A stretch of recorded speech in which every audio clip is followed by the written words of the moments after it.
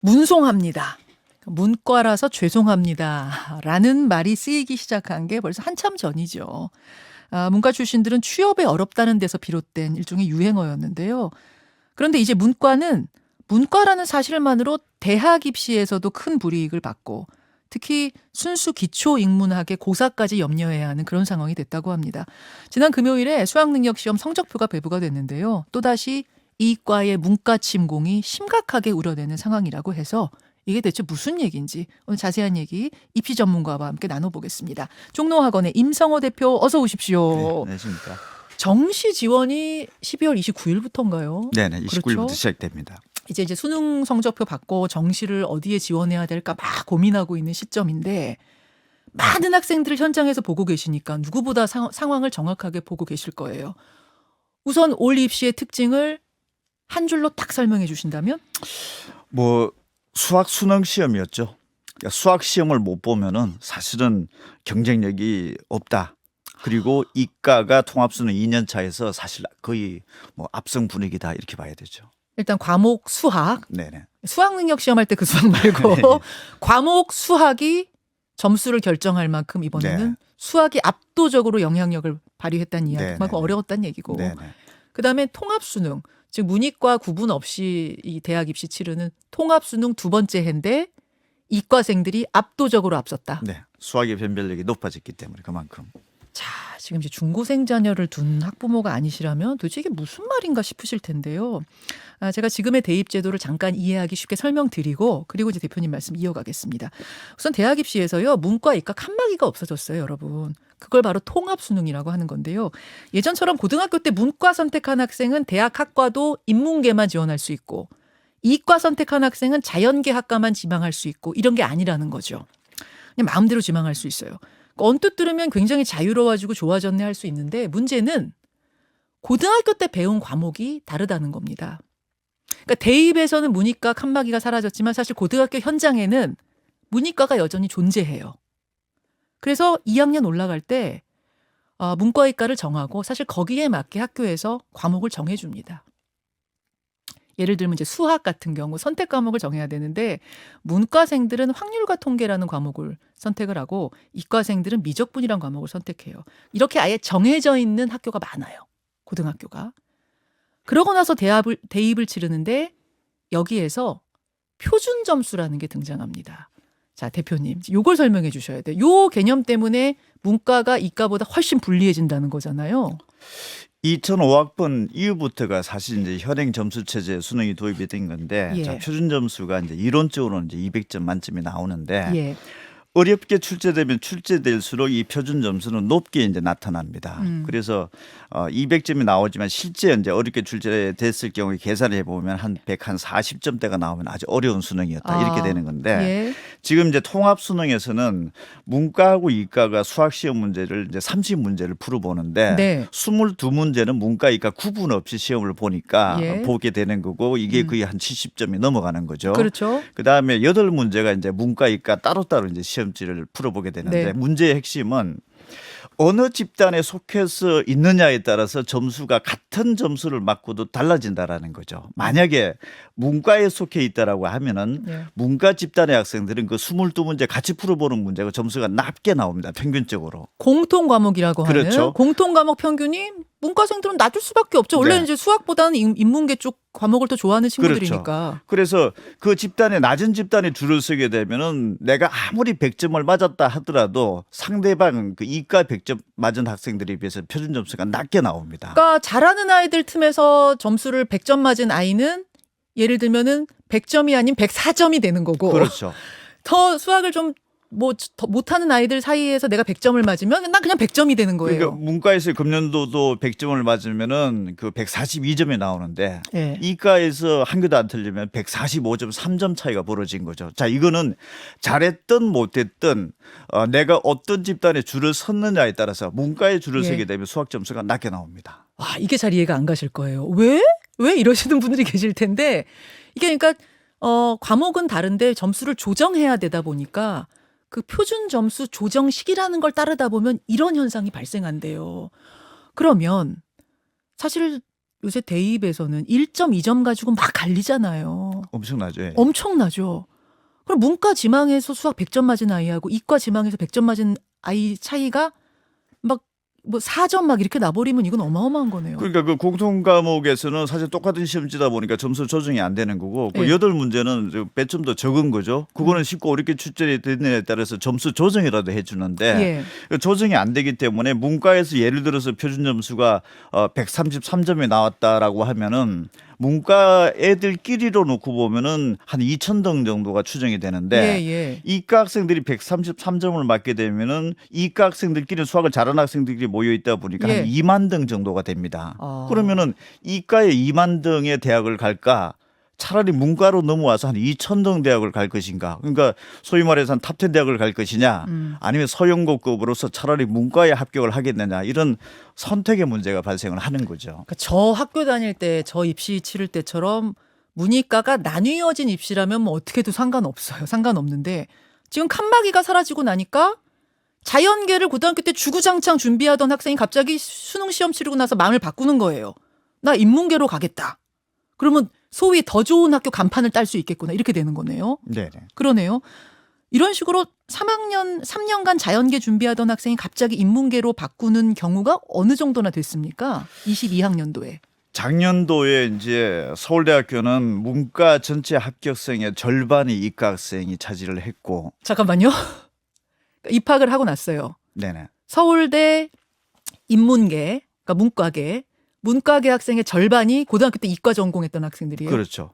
와, 아 진짜요? 그리고 서울 소재 한 중상위권 대학들에서는 일부 대학에서는 그 문과생 전체의 80%가 이과생.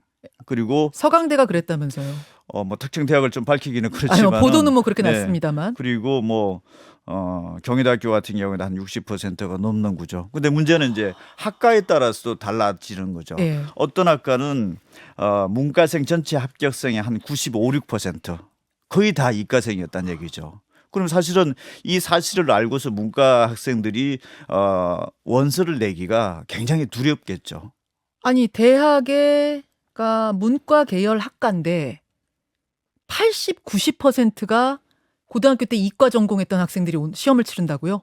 실제 이제 합격으로 이어진 거죠. 합격으로. 지난해 통합수는 1년 차인데 지금 현재 2년 차에서 12월 29일부터 원서 접수가 이제 정시가 시작이 될 텐데 예. 이런 사실을 알고서 사실 문과 학생들이 원서를 내기가 굉장히 두렵고 또 눈치를 볼 수밖에 없는 상황인 거죠. 자, 여기까지 듣고 이제 이렇게 말씀하실 분이 계실지는 모르겠어요. 아니, 그게 뭐가 문제냐. 이과 학생들이라도 대학을 문과 가서 열심히 하면 되는 거 아니냐. 뭐가 문제냐 하실 수 있습니다만 그게 문제가 아니고 정만 걸어두고는 다시 이과 공부를 하고 뭐 이런 식으로 돼서 지금 대학에 그러니까 상아탑에 문과 쪽 뭐 교수님들은 굉장히 곤란해 하신다면서요.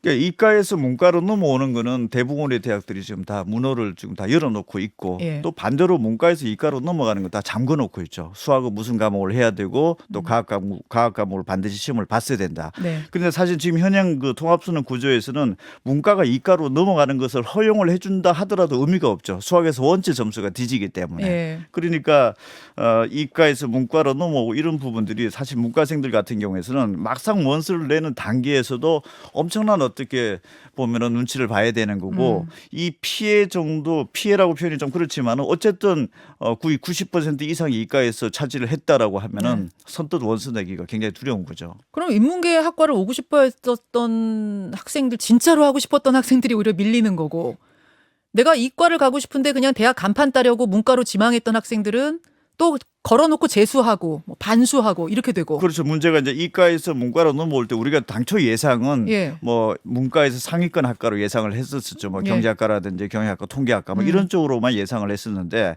사실 이과에서 문과로 넘어오는 그 범위의 학과 자체가 예. 어문 계열부터 시작해서 거의 전방위적으로 지금 현재 나타나고 있다라는 거. 이런 부분들도 어떻게 보면 조금은 상황이 조금 그 심각하게 가고 있는 상황이다 이렇게 볼 수는 있습니다. 아니 나는 자연계를 가야지 뭐 공대 가야지 하고 내내 고등학교 3년 동안 준비했던 학생이 갑자기 뭐 어문계 가고 뭐 철학과 가고 이런 적응도 어려운 거 아니에요, 사실? 그러니까 전공 적합성 이런 부분들 지금까지 굉장히 많이 또 교육도 해왔고 뭐 학생부 종합전형에서 네. 그런 부분에 많이 좀 교육이 됐지만은 사실 이과에서 문과로 넘어오는 거는 현장에서 놓고 봤을 때는 그냥 가장 중요한 것은 대학의 브랜드다. 브랜드 간판. 이 부분이 이과 학생들에게도 지금 현재 무시할 수는 없는 분위기다는 게 아. 사실 조금 놀라운 사실이죠.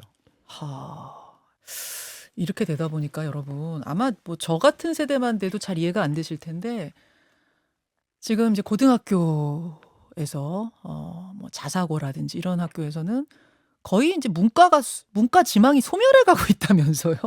한 12개 여고의 경우도 12개 반 중에 이과가 10반 이상이다. 막 이런 얘기도 심심치 않게 들려요. 그러니까 문과생이 좋은 고등학교 가서 내신 따기가 참 어렵죠. 네. 그 원체 숫자도 적고 또 밀리는 거고 음. 이러다 보니까 오히려 요즘에서 이제 문과 학생들 같은 경우에는 외고나 국제고등학교 가서 문과 학생들만 모여 있는 공간에서 차라리 공부를 하는 것이 좀 유리한 것 아니냐 이런 어떤 그 상황도도 지금 현재 나타나고 있는 상황인 거죠. 예. 알겠습니다. 자, 통합수능 체제 취지는 좋은데 막상 실행해 보니까 이제 이런 어떤 왜곡된 현상들이 나타나는 건데요. 어떤 해결책이 없을까요?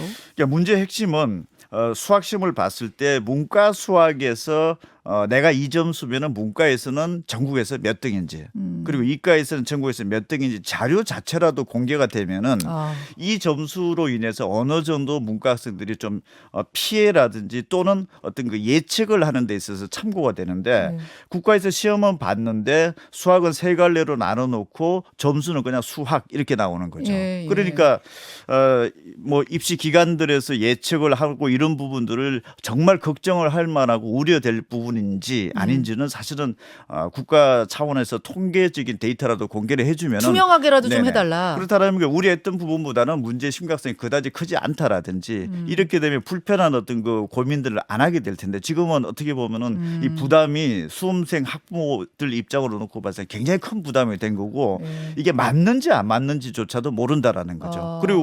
그리고 이런 부분이 맞다라고 하면은 그에 네. 따라 어떤 해결책이 될 텐데 네. 지금은 문제의 핵심 자체가 팩트 자체가 체크가 안 되고 있는 상황이다 보니까 해결책의 어떤 그 제시점 자체도 사실은 지금 현재 단계에서는 불가능한 거죠. 아, 그럼 지금 이과의 문과 침공이 심각하다는 것도 명백한 데이터가 아니라 나중에 합격하고 나서 보니까 이 학과는 이렇네 이거 모아가지고 입시 전문가들이 지금 말씀하시는 거군요. 이과에서 문과의 교차 지원이 될 것 같습니다라고 예상을 했는데 네. 막상 나중에 대학에서 결과를 공개를 했을 때는 사실 팩트로 드러난 거죠. 예, 그러면 예. 금년도 2년 차에서는 더 심각한 것 아니냐. 그럼 이거 어떻게 해야 되나? 난 문과인데 진짜 난 찐 문과인데 이과 애들이 다 침공해 오면 그럼 난 어디 써야 돼? 이제 이런 고민들을 갖게 그렇죠. 그리고 또 이과에서 문과로 넘어오는 것들 대학들에서 보면 막는다라는 정책을 펼친다 하더라도 사실 대학 입장에서는 네. 이과에 우수하고 점수 높은 학생들이 들어오고 있다라고 하면 그걸 또 마다할 이유도 없어진다는 마다할 일도 없어지고 거죠. 심각합니다. 여러분 심각합니다. 잠시 후에 유튜브로 조금만 더 이야기 나눌까요, 대표님? 네, 네. 고맙습니다. 자, 이제 라디오 청취자들하고는 인사 나누고요. 우리가 이런 이야기를 할 기회가 별로 없죠. 뉴스쇼에서는. 진짜 1년에 한 두어 번인 것 같아요, 임 대표님. 그래서 오늘 어렵게 모신 만큼 제가 그냥 보내드리지 않고 조금만 더 얘기 나누려고 여러분 질문도 좀 받고 하려고 양해를 구했습니다. 일단 남아주셔서 감사드리고요. 네. 다행히 종로학원 본사가 이 목동 근처더라고요. 네, 작년에 일로 옮겨가지고 그래서 네. 가깝게 또 되게 그렇습니다. 다행입니다. 제가 조금은 덜 죄송하게. 아니, 무슨 이야기를 하다 말았냐면, 그래서 이제 문과와 이과의 칸막이가 사라져서 그냥 언뜻 들으면, 그렇지. 고등학교 때 문과, 뭐, 예를 들어 철학과라고 하죠. 고등학교 때 철학과를 내가 가야지라고 생각하다가도 막판에 뭐 공대 가고 싶어지는 거 수도 있는 거 아니야? 그럼 지원하게 해줘야지. 또 뭐 공대를 가고 싶다가도 막판에 철학과 가고 싶을 수도 있는데 그러면 열어줘야지. 막연하게 생각하면은 되게 이상적인 것 같은데 그러니까 현실은 지금 그렇지가 않다는 거잖아요. 네네. 문과에서는 이과 지망을 못하고 이과에서는 문과 학과를 지망할 수 있는 이런 구조가 돼버렸다는 거잖아요. 그렇죠. 문과에서는 지금 현재 의대, 치대, 약대 지원 네. 못하죠. 못하죠. 수학과 과목이 막혀 과탐 있죠. 때문에. 그런데 이과에서는 뭐 의대 준비하다가도 뭐 중문과로도 오기도 하고 아무거나. 네네. 그게 이제 이해가 안 가신다는 분이 아까 질문에 있었어요. 왜 고등학교 때 문과 공부한 친구들은 이과 지망을 못하고 이과 했던 친구들은 아무거나 다 할 수 있느냐. 그게 왜 그런 거예요? 지금 이과에서는 사실 대학에서는 문과생들에 대해서 이과 들어오는 것 자체를 원천적으로 지금 차단을 해놓은 아주 특수한 또 국가라고도 볼 수 있는 거죠. 지금. 그게 시험 보는 과목을 제한해서 그런 그렇죠. 거죠. 그러니까 수능 시험을 보고서 예전에는 네. 사실 이과에서 문과로 넘어올 이유가 없었었죠. 지금 현재 그 수능이 바뀌어지기 전에는. 칸막이 있을 때는. 네, 왜냐하면은 문과생들은 문과생들끼리 수학 시험을 보면서 따로 등수를 매겼기 그렇죠. 때문에 이과 학생들이 이과 학생들끼리 또 등수를 매겨서 네. 너무 와본들 손해를 봤죠. 이과 학생들이 오히려. 그렇죠, 그렇죠. 여기서는 뭐 아무리 수학을 못한다 하더라도 그 자체 내에서 등수는 위에 있었을 테니까. 예, 예. 근데 지금은 이 허물을 통합수능으로 이제 공통수 시험을 보게끔 만들어 놨는데 이 계산 방식을 수식을 보면 사실 아무도 이해를 못 합니다, 이게. 아까 제가 말씀드린 표준 점수로 조정하는 그 수식. 그렇죠. 이게 서너 문제 중에서 22문제를 이거는 문제지가 똑같기 때문에 조정 자체를 해주면 안 되는 거죠. 그러니까 이 집단에서 문과 학생들이 예를 들어 74점 만점에 한 40점이 나오고 네. 이과 학생들 같은 경우는 74점 만점에 한 5, 60점이 나오는 거죠. 네, 네. 그러면 이 5, 60점이고 이쪽엔 40점이면은 내가 문과냐 이과냐에 속해진 집단에 따라서 그냥 그 점수가 물려가 버립니다. 자, 요거 이해 안 가실 거예요, 여러분. 자, 다시 한번 저도 요거 준비하면서 이해하는데 엄청 어려웠어요. 그러니까 이게 수학이에요. 요거 수학. 아유, 수학 시험지인데. 그러니까 어떻게 하지 보이시지? 요게 앞에 요 위에 큰 동그라미, 요 큰 동그라미에 해당하는 부분은 안 보인다. 그치? 예. 부분은 공통이에요, 공통. 요거 공통. 그리고 요 뒤에 조그만 동그라미. 요게 선택 과목이죠. 선택. 나는 수학 중에서도 선택으로 미적분을 택했어. 이과 학생. 그건 이과 학생들이에요. 나는 확률과 통계란 과목을 택했어. 이건 문과 학생들이 택하는 거거든요. 근데 요 동그라미, 요 공통으로 이과 문과가 다 보는 요 동그라미의 평균 점수가 네. 이과 아이들이 받은 평균 점수와 문과 아이들이 받은 평균 점수는 다르겠죠. 달라요. 근데 내가 어느 집단에 속해서 있느냐에 따라서 영향을 받는다. 즉 저는 100점 맞았어요. 저는 문과인데 문과지망인데 저 두 개 다 100점 맞았어요. 임성호 대표님은 이과지망인데 두 개 다 100점 맞았어요. 그럼 다 100점 맞은 거잖아요. 우리 둘 다 잘한 거잖아요. 네네. 그럼에도 불구하고 저는 문과 집단에 속해 있는 아이들의 공통 과목, 이 윗대가리 평균 점수가 낮다는 이유만으로 저의 표준 점수는 임성호 대표보다 줄어듭니다. 임성호 대표는 이과 지망생은 단지 이과 집단에 속했다는 이유만으로 똑같은 100점인데 평균 점수가 올라갑니다. 잘하는 아이들 틈에서 100점 맞은 것과 못하는 아이들 틈에서 100점 맞은 게 달라지는 뭐 이런 구조. 네네. 근데 그 식은 왜 그런지 아무도 이해를 못하지만 수식에 의해서 그렇게 돼요. 이게 신기하다는 거예요. 그 뒷단에는 우리도 지금 사탐, 과탐은 과목이 각각 다르죠. 네. 어떤 과목은 쉽게 출제되고 어떤 과목은 어렵게 출제돼 있기 때문에 점수를 조정을 해줍니다. 네. 쉽게 됐던 부분들은 조금 더 표준 점수를 높여주고 네. 또 어렵게 출제됐던 부분들은 조금 낮춰주고 이렇게 보정 작업이 들어가면은 네. 지금까지 수능에서 내가 사탐 무슨 과목을 택했기 때문에 손해봤던 얘기는 들어본 적이 없죠. 맞아요. 이렇게 조정을 해주기 때문에. 네네. 그런데 지금 현재 통합수능에서 수학에서는 이 조정이 30문제 중에서 8문제 확률과 통계 미적분 기하 네. 요거는 어렵게 됐는지 쉽게 출제됐는지 조정이 가능합니다. 왜 평균 점수를 보면 여기가 조금 더 어렵게 출제돼 있고 여기는 낮게 출제돼 있기 네. 때문에 마치 사탐 과탐에서 무슨 과목을 선택을 해줬듯이 네. 여기는 인위적으로 조정이 되는 수식이 들어가는데 네. 이 앞단의 22문제는 유불리가 없는 거죠. 똑같은 시험지니까. 그렇죠. 그런데 네. 계산식은 내가 이 집단에 속해 있으면 이 집단이 이 풀어진 평균이 나한테 물려오는 방식이다 보니까 네. 내가 어느 집단에서 잘했든 못했든 중간을 가든 네. 어떤 라인에 줄을 섰느냐에 따라서 점수가 높아지고 낮아진다라는 야. 거죠. 구조적인 문제인 거죠. 이게. 구조적인 문제인 거죠. 그리고 이 시험을 작년에 처음 도입을 해서 금년도까지 통합수능 2년 차인데 예. 지금까지 모의고사하고 평가원 6개월 시험 본수능 2번 14번을 봤는데 14번 모두 미적분이 이겼습니다. 그러면은 대한민국에서 수학을 잘하는 학생들은 다 미적분에 줄을 서 있게 된 거고 당연히. 지금 예. 앞으로도 이 부분은 계속 개선이 불가능하다는 구조적인 문제가 되는 거죠. 자, 이러면 여기서 이런 질문을 할 수 있습니다. 아니요. 원래가 미적분이라는 게 확률과 통계보다 훨씬 공부량도 많고 고생한 아이들이니까 그 100점을 더 높게 쳐주는 게 맞는 거 아니에요? 뭐가 불리합니까? 공부 많이 한 아이들이 좋은 점수 맞는 건 맞는 거죠. 이렇게 얘기할 수도 있는데 또 그게 그렇지가 않은 것이 문과를 가야겠다. 나는 저 철학과 가겠다. 나는 국문과 가겠다라고 한 아이들은 애초에 고등학교 현장에서 확통을 하게끔 정해져 있는 학교가 되게 많잖아요. 그러니까 이 아이들이 미적분을 가고 싶어도 못 가게끔 아예 정해져 있는 학교도 굉장히 많지 않아요, 현장에? 그렇죠. 아예 정해놓잖아, 학교에서. 그러니까 대학에서는 마음껏 골라서 시험 보시오라고 열려 있지만 고등학교 현장은 이미 정해져 있어요. 문과 지망입니다 하면은 그냥 요거 하면 돼. 이렇게 딱 정해져 있고 이과 지망이다 하면 요거로 이미 정해져 있는 학교가 다수예요, 대다수. 그래서 나는 문과 지망이지만 수학만큼 미적분하겠다. 이렇게 되는 경우가 많지 않다는 거예요. 그러니까 문은 애초에 이 문과로 정하는 이상 닫혀 있는 거죠. 그런 경우가 대다수죠. 그렇죠. 지금 그 이제 문제가 여기서 그럼 문과는 앞으로 어떻게 해야 됩니까?라고 봤을 때 문과는 그러면 수학을 미적분하면 되는 것 아닙니까? 예, 예. 사실 말리기 어렵죠 이게. 그럼 이제 왜냐하면 문과도 유리하니까. 미적분해라. 예. 그래서 이번 수능에서도 문과 학생이지만 이과 미적분 시험을 보러 가는 학생이 한 5% 됩니다. 아. 지난해보다 한 1% 정도 늘었는데 그럼 이 5% 집단이 정말 공부를 잘하는 집단의 문과 학생들이 갈 수도 있고 아니면 이쪽으로 가나 저쪽으로 가나 어차피 못 푸는 건 마찬가지다라고 하는 학생도 이왕이면 저쪽 가면은 한두 점이라도 더 맞는 거죠.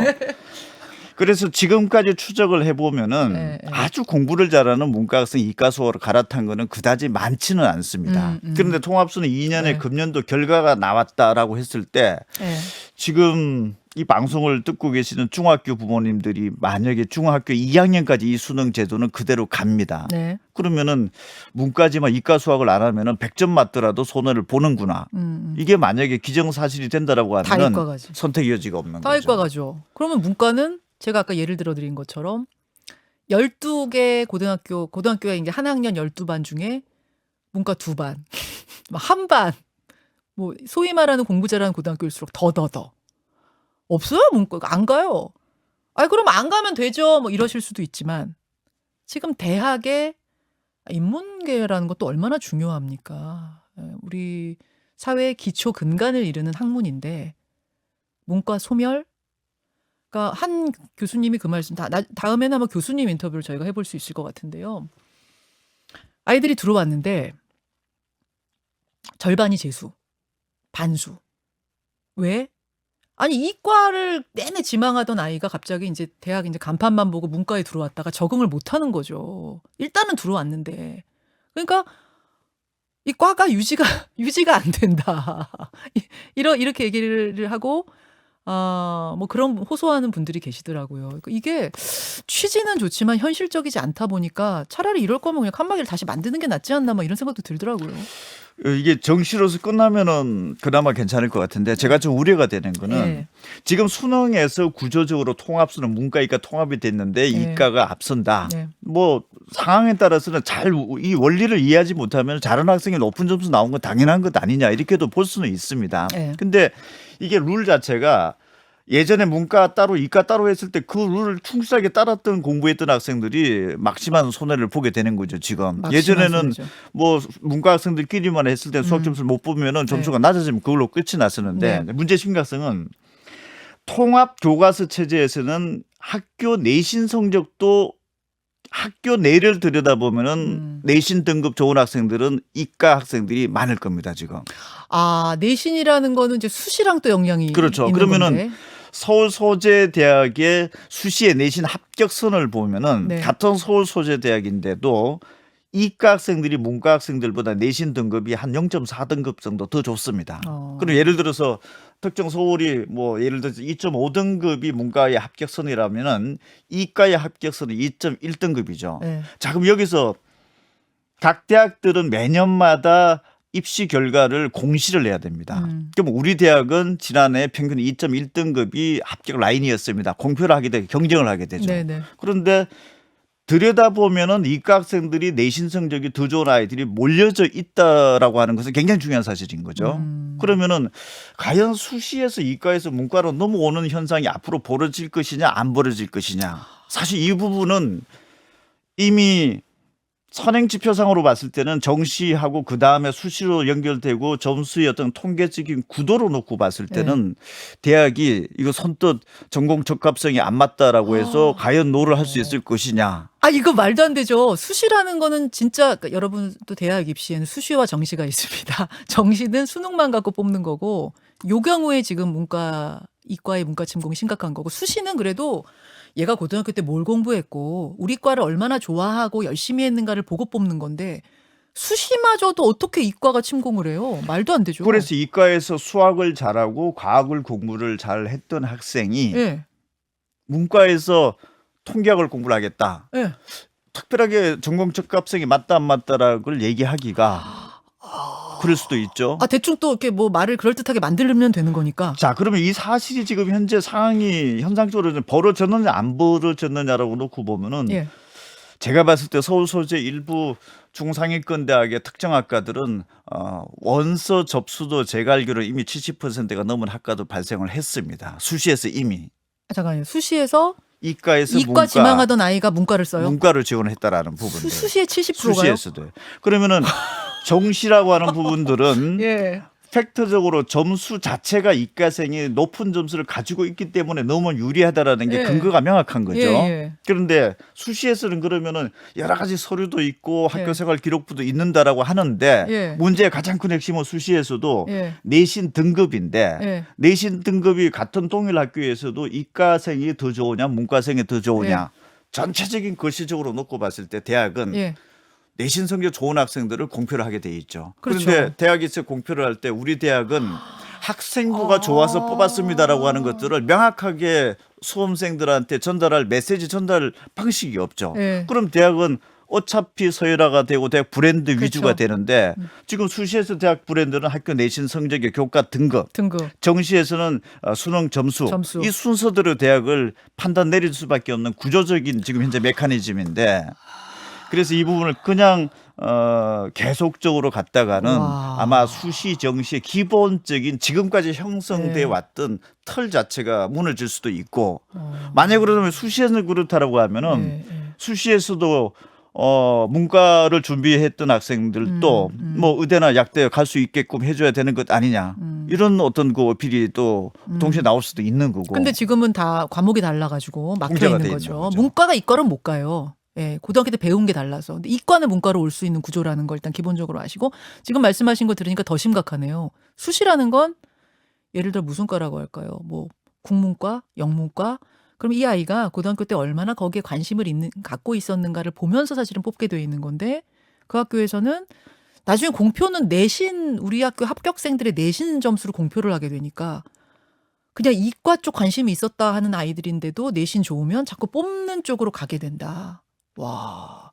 그러면은 뭐 공대 가려고 했던 애가 갑자기 무슨 뭐 국문과 가고 이런 일들도 수시에도 벌어지고. 저희가 이런 부분들이 공대 가려고 했던 학생들이 어문계로 오는 게 너무 비약적인 얘기지 않느냐 이렇게 할 수도 있죠. 근데 지난해 통합수능 1년 차에서 정시에서 실제 이런 구도가 나타나는 게 저 개인적으로도 충격이었습니다. 이게. 저는 정시에서 이과에서 문과로 넘어오는 게 특정 학과의 국한적인 부분일 줄로 알았었는데 이게 특정 학과가 지금 특정되지 않고 있다라는 특정 학과라 하면 그래도 이과 쪽과 조금 가까운 성향의 문과, 뭐 경영학과, 경제학과 이런 거에만 국한된 게 아니라는 거예요. 당연히 그럴 줄 알았었는데 예상 밖으로 이건 그냥 결과적으로 보면은 이과생들도 대학이 브랜드구나. 그러면 이제 그 브랜드로 타고 넘어왔는데 그게 계속 그 유지해서 대학을 잘 졸업을 할지 말지에 대한 어떤 그 퀘스천 마크도 붙을 수 있는 거고 대학 입장에서는 정말로 들어와야 될 학생들이 뽑히지 못했고 또 그 학생이 빠져나가고 이런 어떤 공백 상태가 벌어질 수 있는 거고 그게 제일 심각한 거죠. 상하탑의 공백. 그러니까 진짜 국문과 철학과 뭐 어문 계열 오고 싶었던 학생은 정작 못 오고 공대 준비하던 아이가 갑자기 어느 날 말만 하루 만에 바꿔가지고 여기 오면은 적응하겠습니까? 그럼 이거는 진짜 엄청난 손실인 거죠, 사회적으로. 어떻게 보면은 지금까지 머릿속에 고착되었던 기본적인 입시의 상식의 틀 자체가 무너지는 상황이 이제 볼 수가 있는 거고 예전에는 수시로 들어온 학생과 정시로 들어온 학생들이 각 대학들에서 이제 입학 사정관 이런 분들이 열심히 발표를 했죠. 수시로 들어온 학생들이 더 열심히 대학 생활을 잘하고 있다. 예, 예. 정시로 들어온 학생들은 좀 그렇지 않다. 이렇게 네. 됐는데 지금은 이제 하나의 아이템이 더 들어가는 거죠. 정시에서 이과에서 문과로 넘어온 학생들이 더 잘 적응을 하느냐. 수시에서조차도 이과에서 문과로 수시에 교차 지원을 해서 예. 들어온 학생들이 더 잘 적응을 했느냐. 예. 제가 봤을 때 수시는 이과에서 문과로 넘어와서 만약에 합격을 하면은 무조건 그 대학에 다녀야 되는 거죠. 중간에 쉽게 빠져나가지도 않을지도 모릅니다, 이게. 그것도 왜 수시로 들어왔기 때문에 왜 수시라는 제도 자체가 일단 붙으면은 정시 원서를 못 내게 돼 있는 예, 거고 무조건 예, 가야 그렇죠, 되는 거죠. 그렇죠. 그러면은 예, 예. 그렇죠. 이과 학생들이 오죽했으면 수시에 그런 제도 즉 룰을 알면서도 지원을 했을까? 그럼 그 학생은 그게 잘 적응을 하고 고착가 될 수도 있다라는 거죠. 그러면 우리가 보이지 않는 이 상황 속에서 입시의 틀 자체가 새로운 뭔가 스스로도 찾아가는 뭔가 패러다임을 좀 바뀌어가고 있는 걸 수도 있는 거죠. 자, 여러분 아마 이제 중고등학교, 초등학교도 아닐 것 같고 중고등학교 학부모 정도 아니시면은 이런 일이 벌어지고 있다는 자체를 모르실 거예요. 모르실 텐데 지금 이 상황이 생각보다 우리 입시 전문가가 현장에서 보시기에는 굉장히 심각한 상황.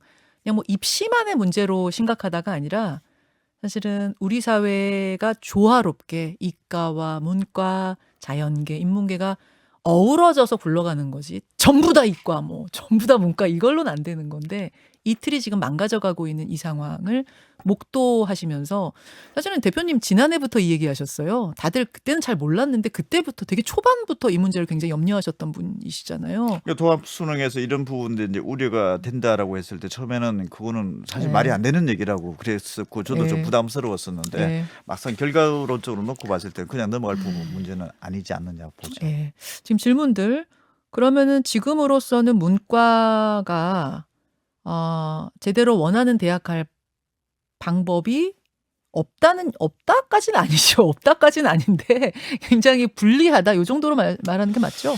참 유리불리하다라고 놓고 보면은 사실 지금 현재 대학의 모집 정원은 문과, 이과가 큰 틀의 변화가 없습니다. 지금.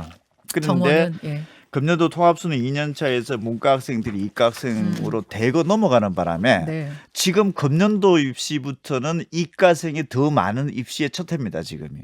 이과로 다 넘어가 있다 보니까 이번부터예요. 문과는 거시적 구도 흐름으로 놓고 보면은 점수의 고득점자가 사실은 지금 현재 예전에 비해서는 거의 반토막 이상으로 나 있다. 구멍이 문과가 그렇죠. 그럼 저 상위권 같은 경우에 지금 어떻게 보면은 쉽게 표현하면 좀 많이 비어 있다. 그러면은 예상 밖의 점수로 좋은 대학을 갈 수 있는 구도는 이제 만들어져 있긴 한데 수시인 경우. 네. 정시도 마찬가지죠. 정시도 수능 고득점자들은 대부분 이과들에서 지금 차지하고 있기 때문에 예. 그러면은 이과에서 문과로 넘어오는 것만 잘만 그 대학 학과에서 피한다라고 하면은 사실은 구도로 놓고 보면은 대학 가기가 예전보다 더 쉬워진 건 맞습니다. 문과 학생들이. 어떻게 보면. 네네. 예. 그리고 또 문과 학생들 같은 경우에서는 상향 지원도 그나마 가능한 폭이 됩니다. 지금 문과 학생들이. 그러니까 우리가 문과 학생들이 점수 불리하다고 하다 보니까 무조건 불리한 것만 어떤 핸디캡만 가지고 있는 것 같은데 놓고 보면은 상으로 놓고 보면은 좋은 대학 가기는 사실은 굉장히 형편이 좋아진 건 사실입니다. 오히려. 대신에 이과는 절로 다 넘어갔죠. 점수가 고득점자들이 아주 초밀집하게 모여져 있습니다. 지금. 그래서 웬만한 점수를 이과 상위권 학생 맞고도 원하는 목표 대학에 가기가 굉장히 어렵습니다. 지금. 경합 구도가 예전보다 훨씬 더 치열해지고 고밀집되어 있다. 이렇게 봐야 되는 쉽게 거고. 말할게요. 잘한 애들이 다 이과를 가서. 그렇죠. 그냥 자. 잘한 애들이 다 이과 가서. 그럼 이과 학생들은 정시 지원할 때 상향 지원은 어디냐? 예. 문과 교차 지원입니다. 그래서 타고 넘어오는 겁니다. 이쪽에 너무 많다 보니까 이쪽으로 넘어오면 좀 헐렁하다는 얘기죠. 지금. 넘어오는 거죠. 네. 예. 이해가 됐습니다. 지금 많은 분들이 너무 복잡해서 무슨 얘기인지 잘 모르겠어요. 막 이런 분들도 계시고. 뭐 그러시는데, 그러니까 지금 제가 자꾸 멀리 좀 보자는 이야기를 드리는 이유는 대학 입시 하나만 갖고 볼 것이 아니라 대학에 가서 받는 그 수업들, 학문 연구가 지금 이렇게 해서 원활하게 지금 이루어지겠는가에 대한 이야기를 저희가 좀 더 거시적으로 하고 있다는 말씀을 드리고요. 이제 두 번째 해인데 통합 수능 이런 현장에서 느끼는 문제점들을 좀 보완해 가면서 어떻게 살려갈 수 있을까 이런 고민을 좀 해야 될 것 같습니다. 대표님 5분만 부탁드렸는데 한 15분 벌써 지났어요. 혹시 꼭 이 말씀은 좀 전하고 싶다. 지금 학부모님들 듣고 계신 분들께 못하신 말씀 있으시다면?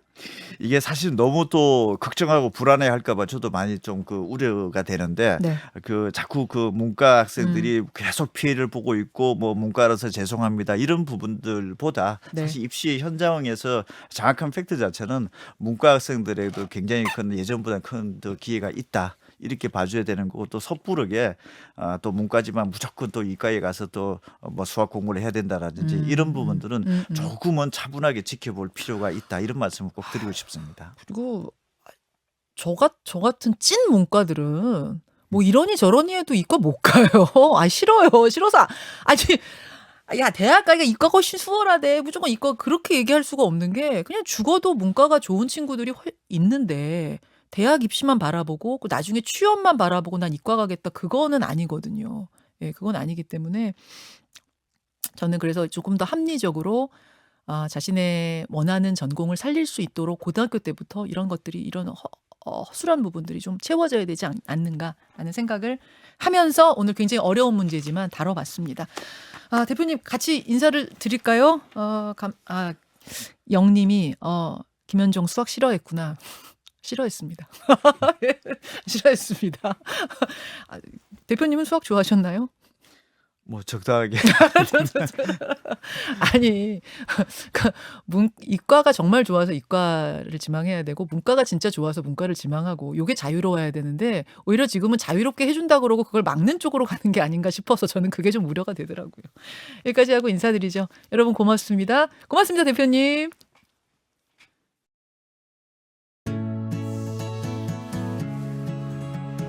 김현정의 뉴스쇼는 시청자 여러분의 참여를 기다립니다. 구독과 좋아요, 댓글 잊지 않으셨죠? 알림 설정을 해두시면 평일 아침 7시 20분 실시간 라이브도 참여하실 수 있습니다.